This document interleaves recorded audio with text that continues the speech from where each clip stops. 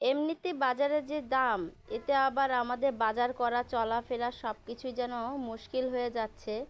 এত দাম সবজির, সবজি তো আর খেতে ইচ্ছা করে না, আর মাছের দাম শুনলে তো মাছ তো আরও খেতে ইচ্ছা করে না। তাহলে আমরা কি খেয়ে বাঁচবো? আমরা কিন্তু মধ্যবিত্তের অনেক সময় কারো কাছে হাত পাততেও পারি না। যারা গরিব আছে তারা কিন্তু হাত পেতেও খেতে পারে, যারা বড়লোক তাদের কথা তো আর বলতেই নাই।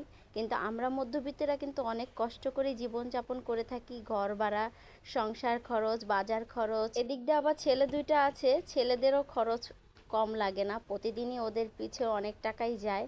কি আর করা, আমাদের তো খেতে হবে, খেয়ে পরে বাঁচতে হবে। মাস শেষ হয়ে যাচ্ছে, বাসায় তেমন বেশি কিছু নাই, তো কাতাল মাছ ছিল ওগুলো বের করে নিয়েছি। আর আব্রাব্বু কিছুদিন আগে চিচিঙ্গা এনেছিল, তো ওই চিচিঙ্গাগুলো দিয়ে আজকে কাতাল মাছ ঝোল ঝোল করে রান্না করব। তো বেশি করে ময় মশলা দিয়ে কাতাল মাছগুলো ভেজে নিচ্ছি, কারণ যেহেতু অনেক দিন হয়ে গিয়েছে কাতাল মাছগুলো, তাই একটু কড়া করেই ভাজবো।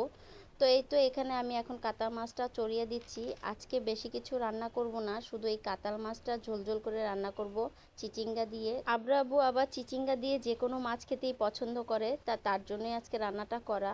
তো আমি ভেবেছিলাম ভুনা করব, কিন্তু ভাবলাম যে না, যেহেতু আব্রাব্বু পছন্দ করে আর উনি খেয়ে বের হবে, তাই তাড়াহুড়া করে সকাল সকাল আজকে রান্নাটা হয়ে গিয়েছে। আজকে মজার ব্যাপার, গ্যাসও বেশি প্রবলেম করে নেই, ইদানিং অনেক গ্যাসে প্রবলেম করেছিল, আজকে 2 দিন ধরে আবার আল্লাহ রহমতে গ্যাস আছে। তো যাই হোক, মশলাটা ভালোভাবে কষিয়ে একটু ঝাল ঝাল করেই রান্না করব। তো এখানে চিচিঙ্গাটা দিয়ে দিয়েছি।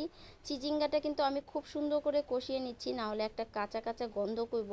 তো এই জন্য আমি চিচিঙ্গাটা খুব সুন্দর করে মানে একটু ভাজা ভাজা করে নিয়েছি অনেকটা সময় লাগিয়ে। এখন আমি অপর চুলায় মানে গরম পানি চড়িয়ে দিয়েছি, এই গরম পানিটা দিয়ে কিন্তু আজকে মানে মাছের তরকারিটা রান্না করব। আসলে যে কোনো সবজি বা মাংস যে কোনো কিছুতেই গরম পানি দিলে না এর স্বাদ কিন্তু দ্বিগুণ বেড়ে যায়। তো আমার একটা অভ্যাস খারাপ কি, আমি সব সময় মানে পানি দেওয়ার পরপরই মাছগুলো দিয়ে দিই, বলক আসার অপেক্ষা করি না। তো এই তো মাছগুলো দিয়ে ঢাকনা দিয়ে ঢেকে এই তো আমার রান্নাটা কমপ্লিট হয়ে গিয়েছে। আজকে আমার ঘরে আবার ধনিয়া পাতা ছিল না, তাই ধনিয়া পাতা দিতে পারলাম না। যাই হোক, চিচিঙ্গা রান্নাটা মানে মাছ দিয়ে রান্নাটা অনেক মজা হয়েছিল। আর এদিকে সকাল সকাল যেহেতু রান্না করে ফেলছি, তাই আজকে ঘর দুয়ারটা ঝেড়ে নিব, এত ময়লা হয়েছে। ইদানিং গরম পড়ছে, তো অনেক বেশি গরম পড়ছে, তাই ঘরের ভিতরে বেশি ময়লা চলে আসে। আসলে আমার ঘরটা মানে ছাদের উপর, তো তাই সব ময়লাগুলো মানে আমার ঘরে খালি টানে, আর এত মানে ধুলো হয় কি বলবো, প্রতিদিনের ঘর প্রতিদিন পরিষ্কার করি তবুও ধুলা হয়ে ভরে যায়। যাই হোক, এগুলি ঘর দুয়ার পরিষ্কার করে এই তো এখন আমি বিকালবেলা চলে আসলাম আমার গাছটা নিয়ে। আমার এই লেবু গাছটা অনেক শখের একটা গাছ, তো লেবু গাছটা দেখি আমার মানে টবটা নষ্ট হয়ে গেছে। তো একটা টব নিয়ে আসছি, অনেক দিন ধরে ভাবতেছি একটা বড় টবে লাগাবো লেবু গাছটা। তো মাটির অভাবে লাগাতে পারছি না, আর এই 5তলা মাটি উঠাতে পারিও না, মানে আমি একা হাতে কি করব, বাচ্চা ছোট বাচ্চা আছে, তো আব্বু টাইম পায় না।